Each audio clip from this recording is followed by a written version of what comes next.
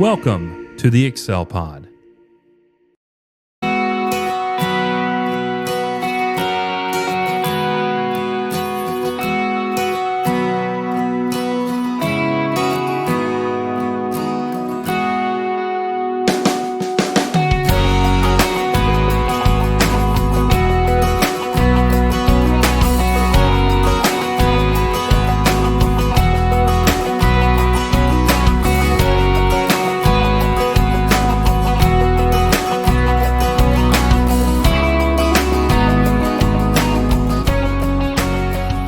Welcome to the Untied Podcast, where we unravel the knots of life with faith, wisdom, and encouragement, because together we're here to untie from tradition and embrace truth through powerful Bible teaching. My name is Garrett Bernithi. I'm one of the hosts of the show, along with my very good friend Corey Sawyers, and today we are bringing you another episode of the Untied Podcast, where we are going to be looking at Psalm 18. And I'm excited to look at this psalm, which correlates to 2 Samuel 22. So if you're tuning in or watching this, whatever way that you're joining us, you can open your Bibles if you have one open or able to. I know sometimes I listen to a lot of podcasts in the car. So if you're in the car, don't open your Bible. Just tune in and listen, and you can read it later. But we're going to be looking at Psalm 18, and I'm excited to do this with my good buddy Corey. But before we get into all that, we've got a couple of things we want to do. First, starting out with what's been cooking. So, Corey, I know you had a big weekend at the Tennessee game.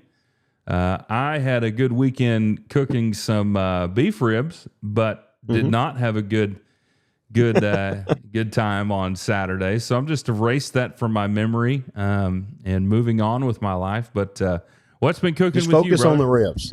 Yeah. Just focus on the ribs.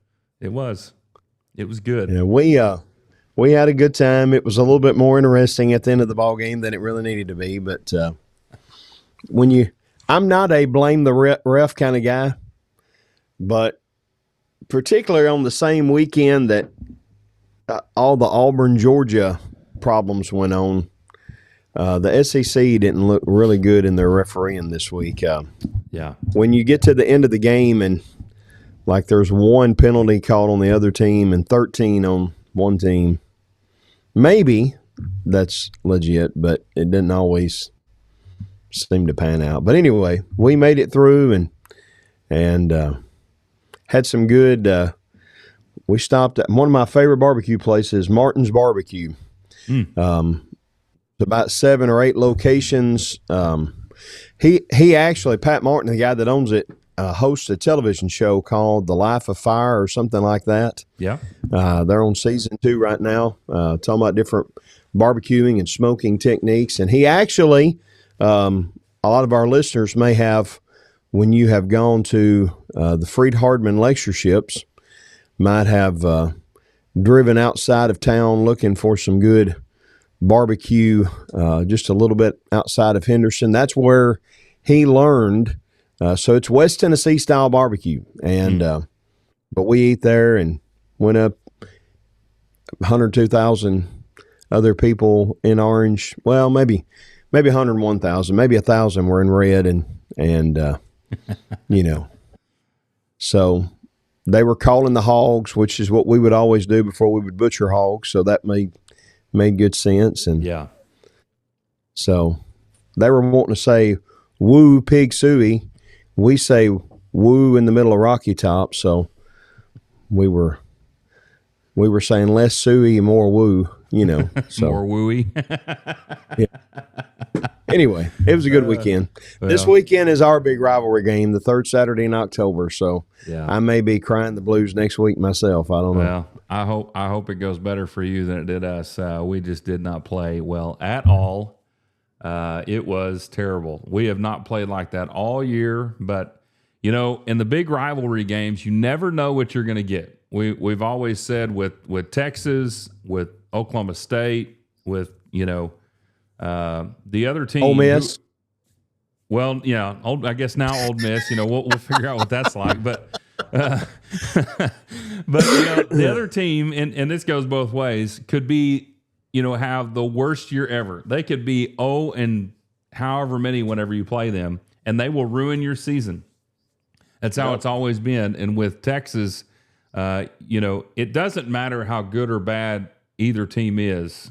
It's you never know what to expect. And Mateer came back. His hand seemed like it felt pretty good, but even he said mentally it just wasn't happening. And we had the opportunity to have several scores, and we threw interceptions instead. But I don't think that's going to be the case from now on. I think he's a pretty good quarterback, and I got a lot of faith in him. Everybody does. So we'll hopefully we'll recover. But Alabama, Tennessee, all those guys, Georgia, everyone has a game like that every now and then. So hopefully we'll recover. Well, if y'all had beaten Texas, there's a good chance that your two biggest rivalry both could have lost their coach in the same season. Yeah. It is amazing how many coaches are getting fired right now. Yes. Amazing. Saturday, or maybe it was Sunday morning. I don't remember when it came out, but Penn State's coach is let go, and it's weird the way they're talking. He literally saved that program and brought them back to, to being elite again, and has a rough start this year, and they're like, no, we're done with you, which I hate but I think he's going to land in a good spot. I think he's a good coach. And we'll see. What was it, a $49 million buyout? Maybe he can live off that. I don't know. We'll see. Urban Meyer was talking about it, and he actually said for the whole thing, right? Because when you let go of a head coach, you generally have all the coaches, whatever. So he said basically they wrote a check for $75 million. I'll never forget Ed Orgeron talking about whenever they brought him in at LSU, and they said, we're going to have to let you go. We're going to pay you a buyout, and I forget what his buyout was, but like $49 million or $45 million, whatever it was. They're like, and he says, so let me get this straight. You're going to give me $45 million, and I'm going to get to spend the rest of my life on my boat out on the lake with my beautiful wife? And they're like, yes. And he's like, where's the door? What door do you want me to use? That's right. I remember that. There's worse things. Yeah. But anyway, maybe he can give some of that money to excel still more. Who knows? Yeah, we need to reach out to him. Yeah. You want to? It's tax deductible. Yeah, it is. It is extremely. He may need a tax deduction. We'll take. We'll take a million. We'll take 1% of what you've got. Oh man, yeah. It's college football is absolutely crazy right now. But yeah. By the way, I'm dealing with allergies. So if I sound funny, that's why. If I suddenly turn my camera off, it's because I'm sneezing or something of that effect. So I thought I was to see what that looks like. No, I thought that was fixing to happen a few moments ago, and I started looking at lights. What's fixing to go on here? Yeah. So. Oh man. Well, we've had worse things happen on this show. I'm sure we'll have some more callers into our radio station today. So I'm sure it's bound to happen, but. No, it was overall good weekend. Still a little bit depressed over the loss, but it stung a little bit. But I still wore my OU tie on Sunday. I've still got my OU Oklahoma mug there. I'm drinking some water out of. So I'm not jumping off or anything. Just a little upset, but that's life. Yeah. College football helps you deal with life. Yeah, we're playing. I've said that a long time, that being a Tennessee fan helps you with Christianity because you deal with suffering and you're living on hope. So, That's right. That's right. Well, we're heading down to South Carolina this week, and that's another team that they could not be very good and ruin your season real quick. Yeah. Those guys, they're like Texas Tech. They just like that little dog behind you that's keep nipping at your heels. And South Carolina's one of those teams that loses to 3 teams they shouldn't every year and beats 2 teams they should not. Yep, that's right. That is right. And we're playing there, so that doesn't help. So every year it's a combination of, are we going to fire a coach or give him an extension? So yeah. But the highlight of the weekend was the beef ribs. 9 hours of smoking with some hickory pellets on the old Traeger, using some holy cow. I mean, I went all out, Corey. We smoked beef ribs. I used holy cow seasoning. I'm doing everything I can. Cow. Oh, man. You know, I was hoping to put old Bevo on the grill, but he escaped. But they were good. They really were good. They were super tender. I even let them rest. I let them rest for a lot longer than I probably should have, but they rested for about an hour and a half in the cooler. Man, they came out. They were still hot and just... Well, I don't know where to find elephant ribs at, but I'd smoke some this weekend if I could find some. Man, they're good. Although I will say my boys, after they like them, but they like pork ribs better. Oh, yeah. They do. So, we don't cook beef ribs all that often, but they like the pork ribs better. So that's what we do a majority of the time. But they were good. They were really good.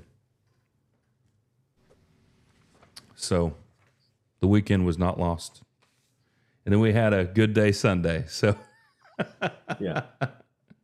Oh, man. Well, we have a lot to talk about with Psalm 18 today. So we're going to go ahead and move into our next segment, which we have done, but we haven't done, which is Give Me Your Best Books. So we're going to move into that so that we can make sure and have plenty of time to talk about Psalm 18. Corey, do you want to go first? That'll be fine. I've got 2 books that I've been reading lately.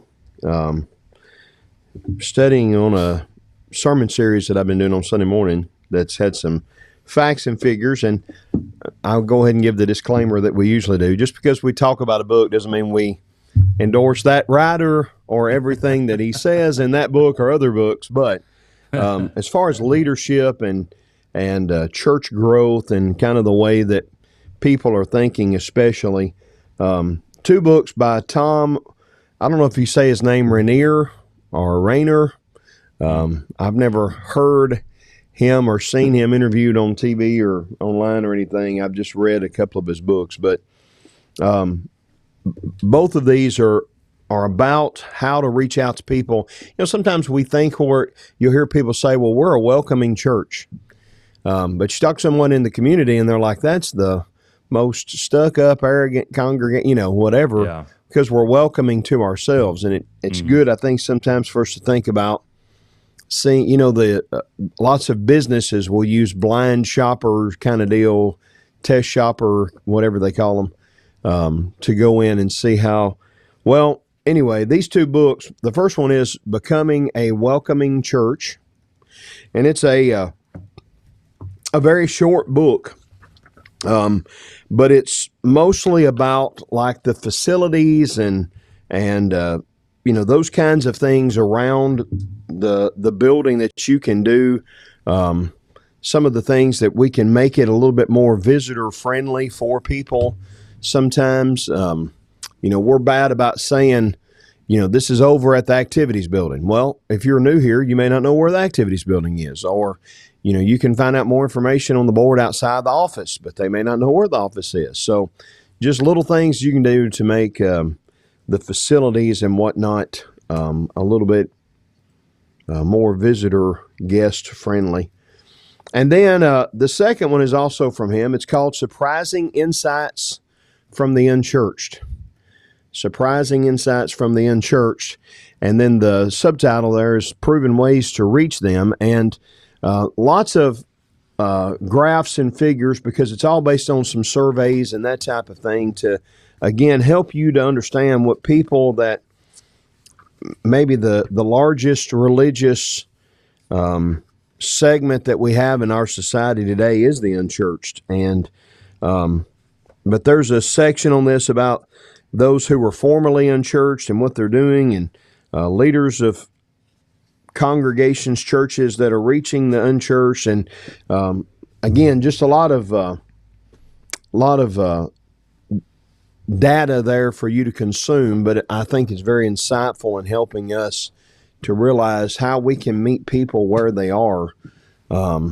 Sometimes we use, churchy kind of jargon and that type of thing that makes it a little bit more difficult, or we talk about issues and things that maybe we like to talk about but aren't necessarily where people are at or what they're struggling with. And both of those books, I think, are insightful, at least on some of those concepts. Well, good.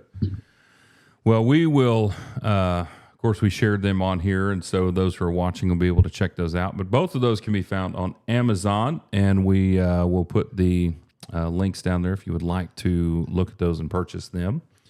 For me, I've got a couple here, both I think that are very good. And here's the first one, and there's a couple of reasons that I want to share this. One, I just got it in the mail, and or not in the mail, but my wife just brought it back to me. My wife went down to see her aunt this past weekend, and then went down to see our son and daughter-in-law and granddaughter. And this is, if you've ever heard of David Farr, that is my daughter-in-law's grandpa. And this is a book called Then Came Sunday that was published, I believe, right after he passed away. And I've got to read some of this, and it's very easy read. He's a great writer, and it talks about a lot of things that have to do with what's going to happen later on. Right? Then Came Sunday is the title.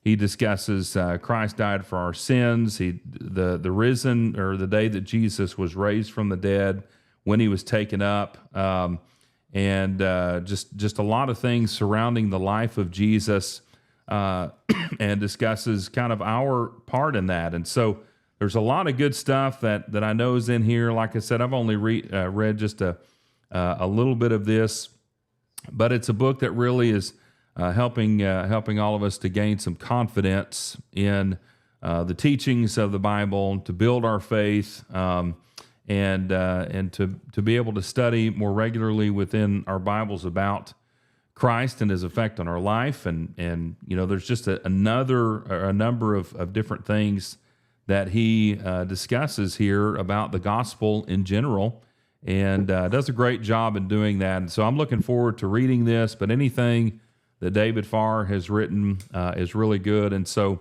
definitely want to recommend that. Looking forward to reading through that one. And the second one here, and let me get it up on the screen for those who are watching, is one that Corey, I don't remember if we have put this one up or not. We always say we need to keep a log of these things, and then we don't do that. But it is one that I have been pretty engulfed in, and you'll see why here in a minute. Get it up here. Due to what I have been studying for our next workshop, and here it is right here. It is a teacher's commentary on Romans, and this is by Dan R. Owen.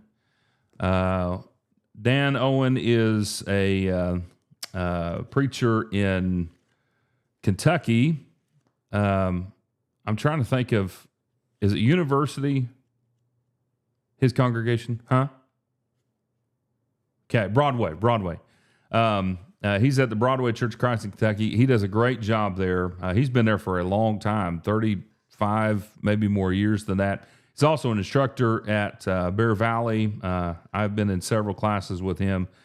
he is a great student of the Bible in so many ways. And his commentary on this is just fantastic. He presents a lot of different concepts. And, it's labeled a teacher's commentary. And if Dan Owen is anything, he is a teacher. And he has a lot of different things in appendix, in the appendices that he has put together with images and just does a great job of explaining the text in a way that is very understandable. So definitely want to recommend both of those to anybody who is looking for some good books to read. And so I hope that those will help you and bless you in your journey of faith and growth and all that kind of stuff. So those are our books of the day. And so we always try to do that every couple of weeks. And so glad that we could share those things with you. All right, Corey. Well, that brings us to our main portion of this podcast, or our episode today, which is a look at Psalm 18. And so I'm going to get that up here on the screen so that we can check it out. This is a very interesting psalm. And before we hopped on here, we always just kind of talk about several things. And I said, before you get into it, when you're reading in 2 Samuel 22, or you're really reading before that to see why 2 Samuel 22 was said, it's like a theme out of the Lord of the Rings, or a scene out of the Lord of the Rings or the Hobbit or something, because of all the different battles that are taking place. And so really cool stuff here. And so Corey, I'm going to let you kind of do the introduction as you typically do for these, and then we will dive in and start breaking down this awesome psalm. I think you're muted there, brother. How about that? There you go. 2 Samuel 22 and Psalm 18 are almost identical word for word. There's not a lot of times you see the psalm in the text. There's places we have psalms in historical books or whatever that aren't in the book of Psalms. And there's, as we've talked about already in this season, there's psalms that we can tie to specific points. But there's very few times where you see a psalm in the historical account and then see it again in the book of Psalms, which makes this one really cool in particular. And as you said, if you back up a little bit to Psalm 21, you see this war with the Philistines that has happened, and you've got these descendants of the giants, and he kind of in similar fashion to when David was a young man and faced Goliath. It talks about, how massive they were based on the amount that their spear weighed and all of those kinds of things. And all of these different descriptions of, kind of like the description of Goliath, and even mentions Goliath there in verse 19 of 2 Samuel 21. But anyway, there's this kind of a wrapping up of the life of David then with Psalm 22 and 23. Not only this battle, but in particular, but I think kind of David's approach, and you said this as you look at other Psalms, of how, when we go through the Psalms and we see these lament Psalms of them going, like we talked about last week, through some difficult time, and we see problems, we turn to God then. But how often do we turn to God when there's a victory?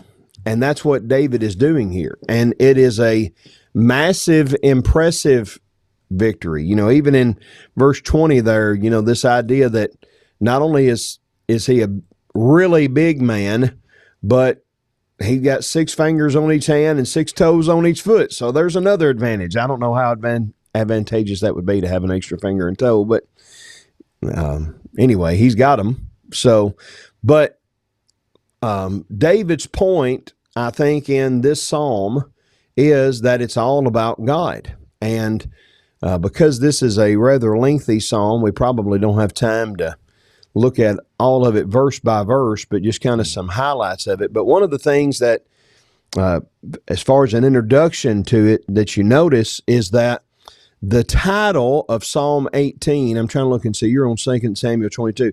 If you'll notice verse 1 of 2 Samuel 22, and then you compare that to Psalm 18, you'll notice that the title of Psalm 18 is almost word for word of 2 Samuel 22 and verse 1.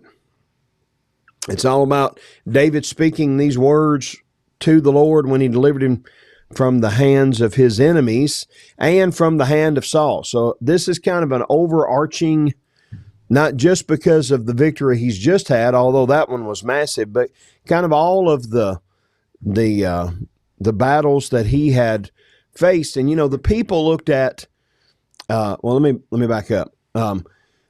One of the things that this helps me with is to understand that all of these titles that we have in the Psalms, we don't necessarily think that maybe they are inspired, but this is one of those that helps me to believe that the information we're given in the titles are accurate, because it's the same thing in 2 Samuel 22 and verse 1. But anyway, the people hailed David as this great military man, and he's a great victor, a great soldier, a great leader. They actually made fun of Saul. One of the things that drove his anger towards David is that Saul had killed his thousands and David had killed his tens of thousands. But if you'd asked David, David would have told you all along, it wasn't me. Mm-hmm. It was God. And there's a great lesson in all of that for us, in remembering that, instead of talking about what we did as a congregation or what we did in our ministry, thinking of it as what God did through us and with us. And that's what this psalm is all about, of praising the Lord for that. And we'll talk about more particulars about that. But anyway, that kind of gives a little bit of a background on what's going on here. So yeah, and that's that's right off the bat how this starts off here. And of course, this right there, verse 1 is of course not in 2 Samuel 22, but is a perfect introduction here. I love you, O Lord, my strength. So one of the things that I did as I was going through kind of looking at this, preparing, is I noticed right off the bat, and I know that you did, and anybody else who begins to, who reads this, there are a few things you're going to notice very, very quickly. And it's going to be this word, I. Let me just put a highlighter on these. The word my, and let me see if I can find the first one. It's also the word me, which that's the first one I'm seeing here. So I'm going to just use that one. So notice what he says right off the bat. I love you, O Lord, my strength. The Lord is my rock and my fortress and my deliverer, my God, my rock, in whom I take refuge, my shield, the horn of my salvation, and my stronghold. So as I started reading through this, I started in my own Bible highlighting a few things to kind of, I actually did my and me in different colors for myself so I could know the difference. But you'll find that they're all throughout here. I mean, it's amazing how many, we've talked about the relationship between David and God before, but this is another great example of how close that relationship is. And as you said, which is great to point out, that, did he defeat Goliath? Yes. Did he defeat the Philistine? Yes. But it wasn't, he understood that it wasn't just him. It was God who was delivering him, or delivering them, into his hands. And so in his understanding of not only the relationship, but what God is to him and his people, he understands, according to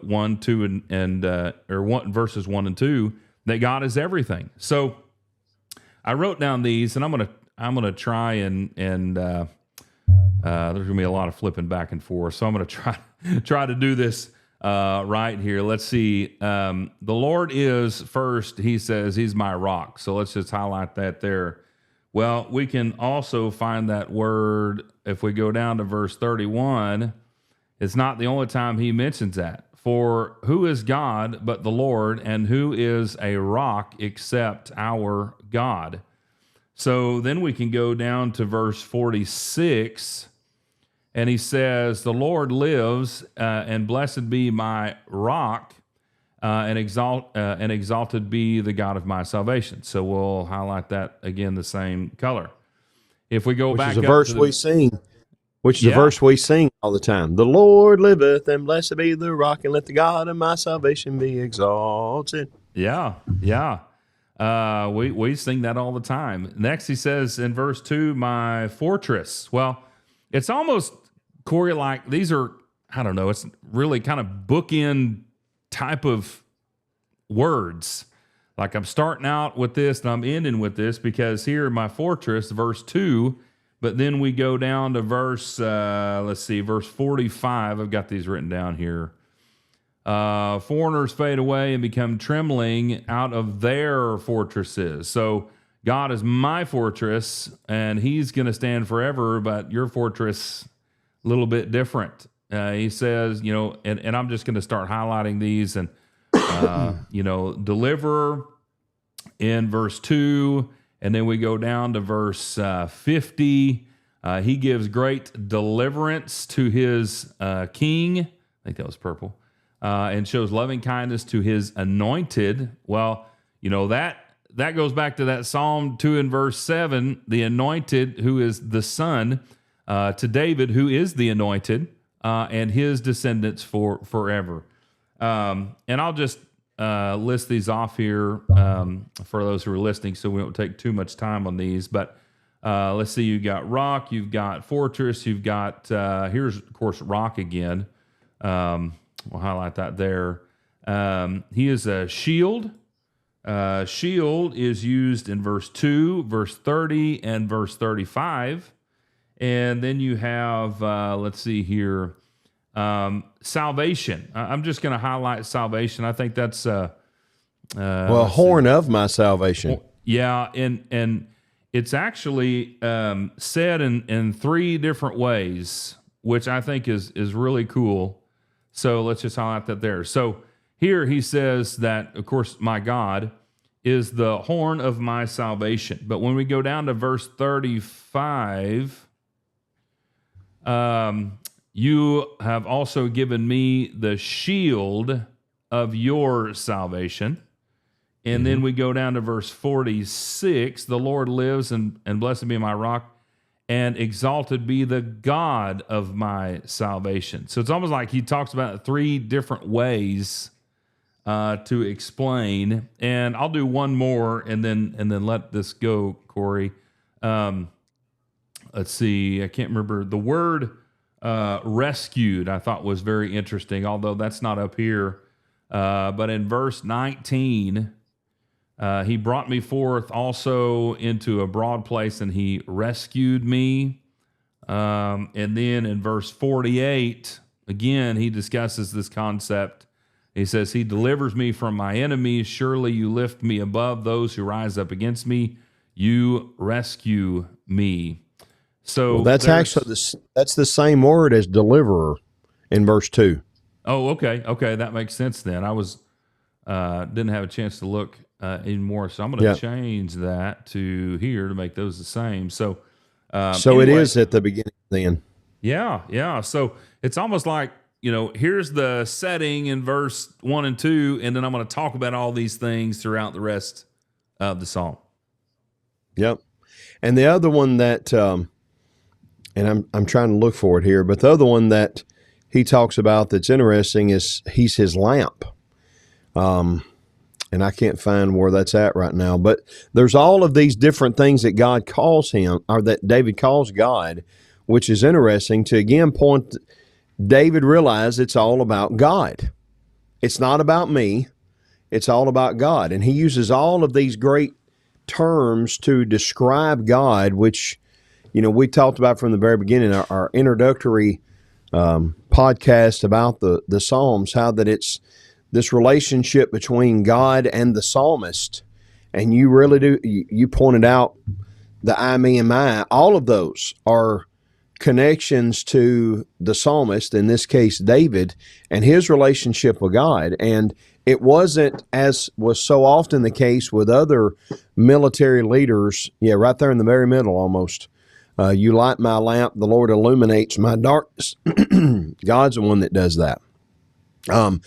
But so many of these military leaders, so many of the kings would say, look at what I've done, look at what I've conquered, look at what I've built, look at and David's, what the only thing special about me is my God and what he has done through me. And I particularly like the rock one, because that's kind of literally the foundation for it all. Why is it that he's my fortress and he's my deliverer and because he's the one thing in a world full of all kinds of chaos that I can always count on. You send your giants, but my rock is greater than what you've got. It's all about God. Yeah. Yeah. I missed that one, that stronghold there. He's also, and the other thing that you'll notice that he repeats is, again, the terminology for God. So 18 times in this psalm, he mentions the Lord, Yahweh. Now it's, 50 verses. Mm-hmm. So basically every other verse he's mentioning the Lord.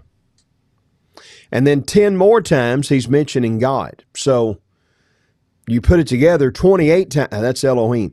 28 times in 50 verses he's mentioning God. 9 times he uses this word for salvation or save that you've already mentioned at the beginning and the end. But 9 different times he uses it in this psalm. And then 6 times he mentions the word enemies.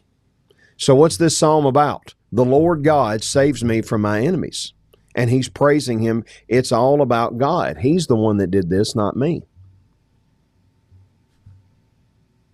Yeah. And like we read last week in Psalm 3, again, he's being surrounded again. I mean, look at what he says here in verse 4. He says, the cords of death encompassed me, and the torrents of ungodliness terrified me. The cords of Sheol surrounded me. The snares of death confronted me.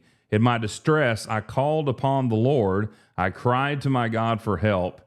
He heard my voice out of his temple, and my cry for help before him came into his ears.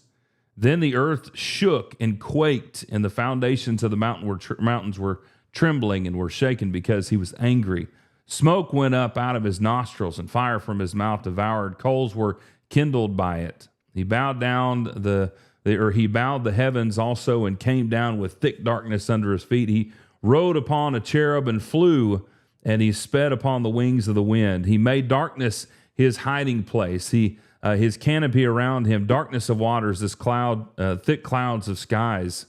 He says, from the brightness before him passed his thick clouds, hailstones and coal fire. The Lord also thundered in the heavens, and the Most High uttered his voice, hailstones and coal fire. He sent out his arrows and scattered them, and lightning flashes in abundance and rooted them.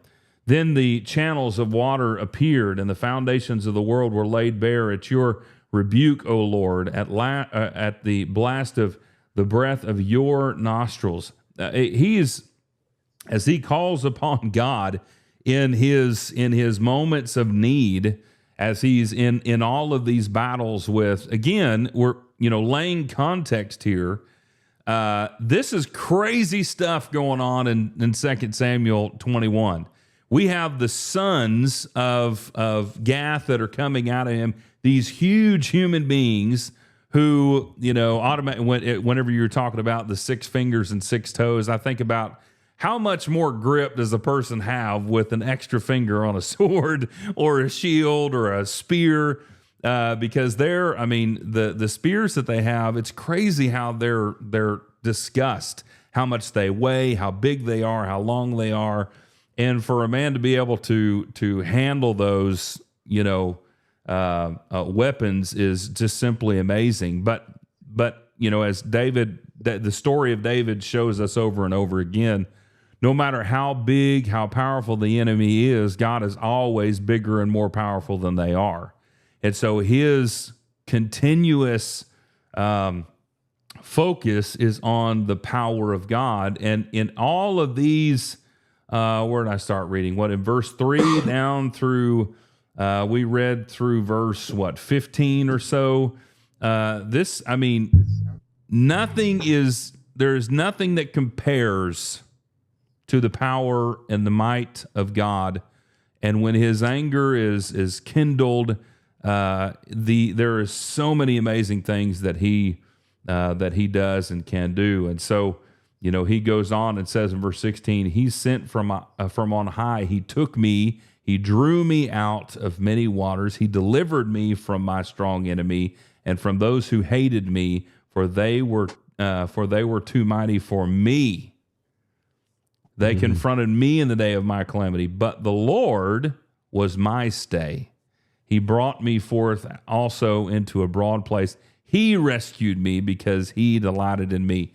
So again, going back to that whole, David doesn't see himself as defeating these enemies. He sees himself as lower than them and less strong than them, but his reliance on God is what really, God delighted in me, God rescued me, God's my shield, God's my fortress, God's my salvation. Complete reliance. Yep. And the way that I would break this psalm down, verses 1 through 3 is all about God saves, which you've already pointed out. We'll come back to that idea in just a minute. Verses 4 through 6 is about God hears, which, again, you think about the fact that when I'm in these hard times or difficult times, and you've already read it, but all of these things are upon me, and in my distress I call to the Lord, and he didn't have to, but he does. God hears. 7 through 19, God rescues. Whenever there's problems and it's cataclysmic, the earth shaking and, all of this, but God is the one that rescues. 20 through 30, God purifies. Okay, so he starts talking about the reason why that he's in a right relationship with God is because he is the one who's righteous. Well, the reason why I'm righteous is because of what God has done. God is the one that's really pure, and God is the one who has lit the path for me and has helped me get to where I need to be. 31 through 45, God provides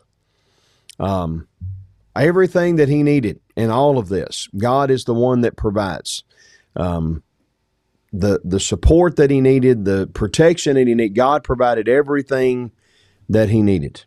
And then 46 through 50, God saves, which I have the same title for because, as you've already pointed out, it's repeating the same terms and ideas in the first few verses, the first 3 verses, at the beginning that he is at the end. So that it does bookend it, that God saves. But in between all that, God hears, God rescues, God purifies, God provides. And if you noticed the way that I did all those points, all of them begin with God because that's what it's all about for David, is it's all about God. Well, it makes sense because that's exactly what David's doing. God is doing this, and we can't miss the power of that because that's where he starts out. I love you, O Lord, my strength. So God's everything. Everything that I am is because of God. So now the Lord is. Well, that applies to every single one of these. My rock, if you're marking these as you're going along with us, you cannot miss these little 2-letter words here. My rock, my fortress, my deliverer, my God, my rock, my shield, my salvation, my stronghold. And now after he goes from all the my's, now he goes to all the me's. Here's what he's done for me. and there's what other people have done through me. So it really is amazing the reliance that he has on God, and how many, and we'll probably say this, I don't know, throughout the entirety of the season, but how much do we as people try to rely on ourselves through our problems, when what we should truly be doing is putting all of my faith in the fact that God can take care of what's going on. I just need to stay with him. That's right. That's right. And here, go ahead. Go ahead. Well, I was going to say that, well, you go ahead. I just lost it. I'll come back to it. I'm sorry. If you can go back to 2 Samuel, kind of, again, putting this psalm in the context of his life, if you go back up to 2 Samuel and look back up into chapter 21, in particular, verses 15 and 16, there's this idea that from a human perspective, it looks like David doesn't have a chance. There was a war. David went down with the servants, and David grew weary. Well, guess who doesn't grow weary? Yeah. God doesn't. And then he talks about, again, this description of his deal. Well, then there's this psalm, again, him explaining that I didn't get a victory because of me. I got a victory because of God. Then you go down to, context flows both ways. So you go down to chapter 23 of 2 Samuel, and here's the last words of David. The oracle of David, the son of Jesse, the oracle of the man who was raised on high, the anointed of the God of Jacob, the sweet psalmist of Israel. Here's what he says. The Spirit of the Lord speaks by me. His word is on my tongue. The God of Israel has spoken. The rock of Israel. He's not just my rock. 3 times he said it in that psalm. Yeah. He's not just my rock. He's everybody's rock who turns to him.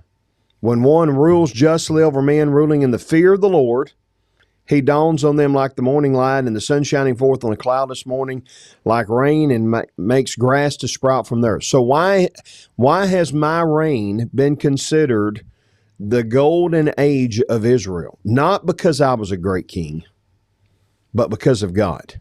Yeah. Nor, for does not my house stand so with God? He's made with me an everlasting covenant, ordered in all things and secure. For when I he calls to prosper, and all my help and my desire, but worthless men are like thorns that are driven away. They cannot be taken from the hand, the man who touches them. So again, he's just pointing out what he did in this psalm, that it's all about God. And the success that I've had has been because I put my trust in him to rule. The last words he's speaking, you can imagine him on his deathbed. Who would have been beside that deathbed? Surely his son Solomon. Mm-hmm. And he's trying to remind him that, and you see more of this later on, but here in 2 Samuel's account of this, that if you want to be a great king, then you've got to realize it's all about God. If you want to be a great minister, you got to realize it's all about God. If you want to be a great daddy, I want my boys to look at me for the answers, but I need to point them to God, because it's all about whatever it is. If you really want true greatness, you have to realize that only comes when we allow God to work in and through us, and whatever successes we have, it's because of him. Yeah. I actually have written in my Bible, I got it from somebody. And it was, I may pull it out, but I wrote down something close to this, that don't ever try to be the great preacher. Don't ever try to be the great father. Don't ever try to be the great deacon or the great elder. Be a man of God. Because if you will be a man of God, you'll be a great preacher. You'll be a great elder. You'll be a great deacon. And that's really the essence of it. And, while you were talking about how God is this to everybody, if we go back to chapter 18 and verse 30, I've got this highlighted in my Bible I thought was really interesting. Verse 30, as for God, his way is blameless. The word of the Lord is tried. He is a shield to all those who take refuge in him. For who is our God but the Lord, and who is our rock except... Now, here's what is awesome. But our God. He spends a lot of time talking about me and my and this personal relationship. But I'm just going to do that. But then he comes to verse 31, and now it's no longer about me and my, but this is for all of us. He is a shield to all who take refuge in him, not just David, but to all who take refuge in him. For who is God but the Lord, and who is a rock except our God? The God who girds me with strength and makes my way blameless. He makes my feet like hinds feet and sets me upon the high places. He trains my hand. And he keeps going back into all the things that God is to him. And now it's, it's more of a description before. Here's my relationship. Now, no, this is for everybody. Now let's go ahead and explain everything else that he's done for me and everything else that he is to me. But he's not just this to me, he's this to us. And so as God pursues his enemies, this is something he'll do for everybody. And so while it's very personal, it's very inclusive of all those who will, put their faith in him. Yeah, and how would they describe God so often? He's the God of Abraham, Isaac and Jacob. Yep. But guess what? He's the God of Corey and the God of Garrett and the God of anybody who's willing to. And part of the problem was, like when you get to John, Jesus is having the discussion with all of them, and they considered themselves to be righteous, not because God was their God, but because they were descendants of Abraham. Yeah. They were making their connection to God through Abraham. David's saying here, it's not through any man. It's you, God wants a relationship with each and every one of us, with you and with me. And that's possible when we put our trust in him and follow his will. Well, that's the same thing in the book of Romans is the Jews are hanging their hat on the Abrahamic promise, and what they should have been really looking for was the fulfillment of the Abrahamic promise, which was in all of the redemptive work of Christ. And so they were looking back at Abraham, and Paul's saying, well, let's look at Abraham. Abraham did things by faith. He wasn't doing things by the letter of the law. He was putting all of his trust in God, and God's the one who delivered him to where he needed to go. And now we have fulfilled everything, which was always meant to bring, has always meant to bring a saving plan, the plan of redemption, not just for you, but for everybody. And that's so right. The fulfillment of that came through you as a Jew, and now is there for the Gentile as well. And so now we all have this wonderful opportunity, because we've all sinned, to all have salvation and, freedom, or have the opportunity to be saved from our sins, saved from the wrath of God as the, result of that fulfillment. So, that promise back to Abraham connects to everything, and David's a huge part of that. He's a huge part of that. And, if you look back, and I'm doing more study on this because I find it interesting. What nobody really likes to read through, which is the genealogy of Jesus. But if you will go through and do as much as you can of a study on each of those people, you'll find a number of things about them. Some of them, obviously we start with Abraham in one, and we start with Adam on another, looking at Matthew 1 or Luke chapter 3. But the question is, were all of those people Jew? No. Were all of those people faithful? Were all of those people good people? Were all of those, were there people outside of the nation of Israel? I mean, when you really begin to look at that, God is going to fulfill his plan no matter what you do. And God is going to remain faithful to you no matter whether you are faithful to him. So to put your complete reliance, or put your complete trust, as David did, as we look back up in really all throughout this psalm, but especially in verse 1, understanding God as all of this to us. Well, did Jesus not do the same thing? I mean, when we're looking through a place like Isaiah 53 and the example of that in 1 Peter 2, and of course the actual story of that within the Gospels, that he entrusted himself to God. Well, did Jesus not think the same way as David? Mm-hmm. Did Paul, for instance, not think the same way as David? So these are signs or beliefs, understandings of what the blessed man, because we're sticking with our theme of what the blessed man understands about God. Yeah, and one more thing, if you can go back to 2 Samuel 23, just one last reminder of all of that.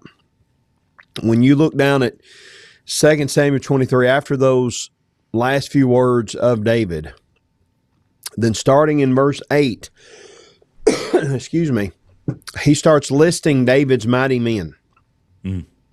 And just in case you might be at the point of, David won all those battles and David did all these great things because he had these mighty men and he was a mighty leader and yada, yada. If you jump down to verse 39, one of those mighty men, at the very last words of 2 Samuel, Uriah the Hittite. We're almost at the end of the book, and there's this, when you think of Uriah, what's the first thing that pops in your head? Bathsheba, and lust, and adultery, and conspiracy, and murder. And there's this one last reminder of all of the things that David has done. David's great, David's awesome, look at what David's done. Well, what David's done is David's a man who has sinned. Yeah. And Peter kind of brings that up in that Pentecost sermon in Acts 2. Great a man as David was, when he died, he's in the ground. Yep. But there is a tomb that's empty, and that's Jesus. And again, it's all about God. And it's one more reminder that, the Lord is merciful and gracious and slow to anger. And, he's one that will forgive sin. He's the rock and the Savior and the deliverer. Again, the Psalms, they're thinking of a physical sense. But on this side of the cross, we realize even more so that it's all about God. No matter, going back to Romans, no matter what I do, what I've earned is death.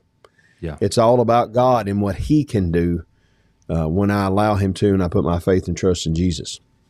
Yeah. Yeah, that's wonderfully said. And, I don't know that we can push that message enough, that God is everything, sustainer of life. He is, when you look back at Israel is such a great example for us to look at of what to be and what not to be. And when we think about what the not to be kind of thing, whenever we're getting into, 1 and 2 Samuel, when Saul enters into the picture, or even, really when Saul enters into the picture, he is a perfect picture of what the people wanted to be. They wanted a king that looked like the idols of everyone else, and Saul was a good-looking dude. They wanted an army like everyone else. They wanted a kingdom like everyone else. They wanted a situation like everyone else. So in doing that, they rejected God so that they could be like everyone else. And that didn't work out too well for them. Saul did not work out.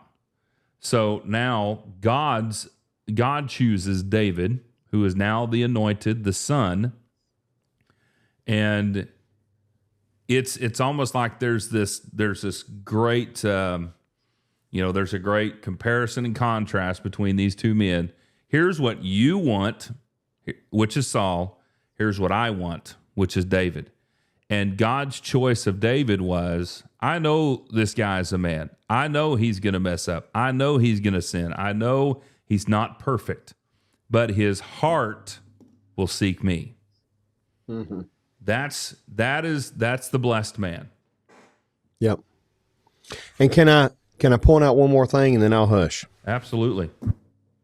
Turn on the screen there back to 2 Samuel chapter 22 and verse 1.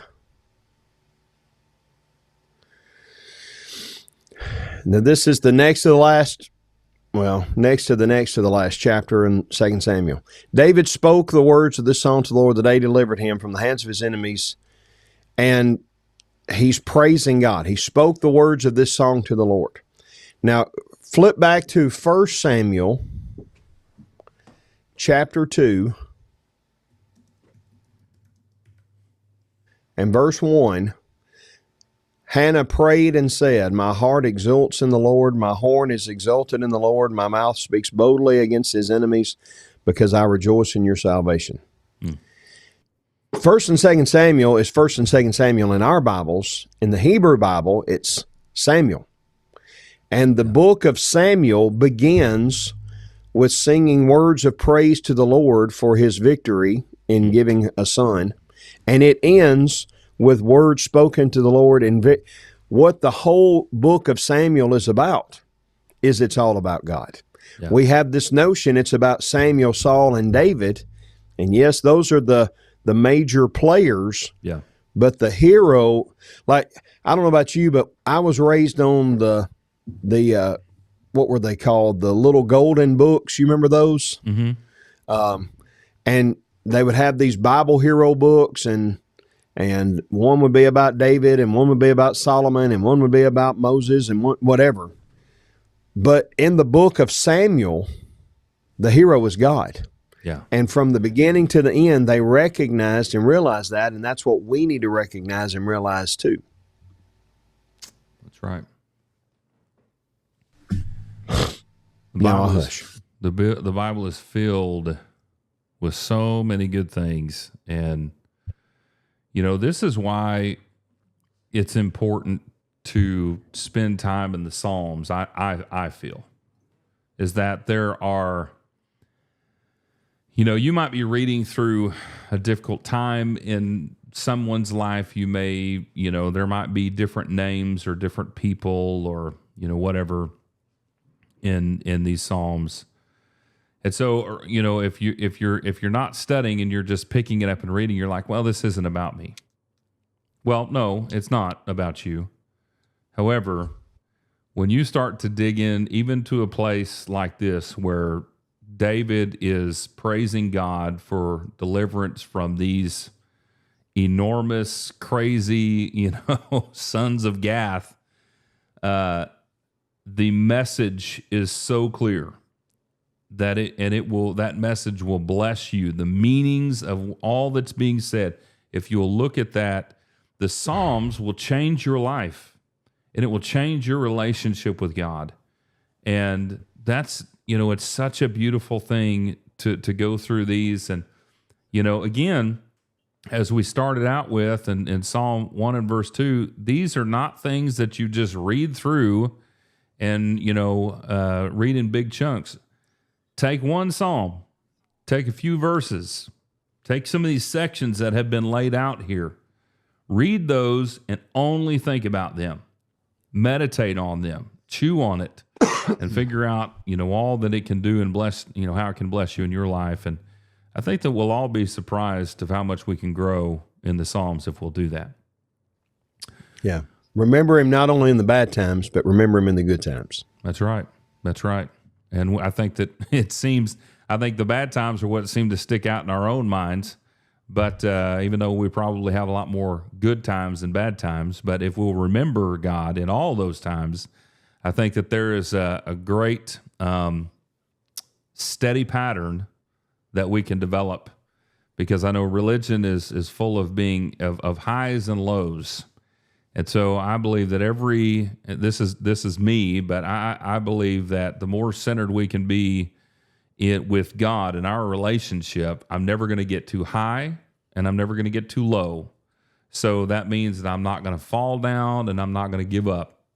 If I can just maintain that steady line of faithfulness in that relationship to build it strong, then, ultimately there will be lots of highs whenever we get to heaven. It's going to be a great eternity with our Lord. So, yeah, ain't no mountain high enough, ain't no valley low enough to keep me from getting to you, Lord. I fell right into that. We haven't had one song. You haven't sung one song yet, and I have ruined that. Oh, what do you mean ruined that? Oh man! And now it's going to start. So now it's going to be. We're going to have lots and lots of songs. There really is lots of songs that, if you think of them in a spiritual connotation, my wife just walked by my office door and looked at me with this look through the window. If you think of it from a spiritual context, That's true. That's true. Well, I think that's kind of what she did on Sister Act, so anyway. Oh, my goodness. Well, we've certainly ended on a high note here. We've ended on a note. I don't know about high, but. Oh, man. Well, Corey, it's always good to do this every week with you and to be able to share in our study and just talk about and think of all these different Psalms that we're going through. And as we're trying to do for each week, we want to remind you or tell you the Psalm that we're going to be in, which next week is going to be Psalm 30. So if you want to check out Psalm 30, that's what we'll be looking at next week. And we hope that you'll be able to spend some time right here in Psalm 18 where we have been. Mark up your Bibles, make them a tool that will help to remind you and study and all of that, because these are excellent ways to grow and just really good. So we'll post a lot of this stuff. I'll put it in the show notes, even the breakdown of how Corey broke Psalm 18 down, so that you'll have that, plus all the books and everything, so you can check all that information out there. Well, we're so grateful for you tuning in with us, listening or viewing this, and we're just grateful for you as an audience, and we hope that everything that we're doing and talking about it will bless you and has blessed you in your spiritual walk with the Lord. And we hope that you will, if you haven't already, subscribe to this podcast and like, share, and follow and all that good stuff. Help us to grow this in every way possible by telling your friends, family, and congregations about the Untied Podcast and the ExcelPod Network, which we are part of the family of podcasts there for Excel Still More Inc. You can head to the website excelstillmore.net and check out everything going on there with the work as a whole that Corey and I are both a part of. And so thank you for joining us today and for taking this journey with us as we're looking at the blessed man in the Psalms, as we're going through some of the Psalms of David throughout this season. And until next time, we hope that God will bless you in your daily walk with Him. Pray for your faithfulness and your trust in Him. And until next time, stay untied.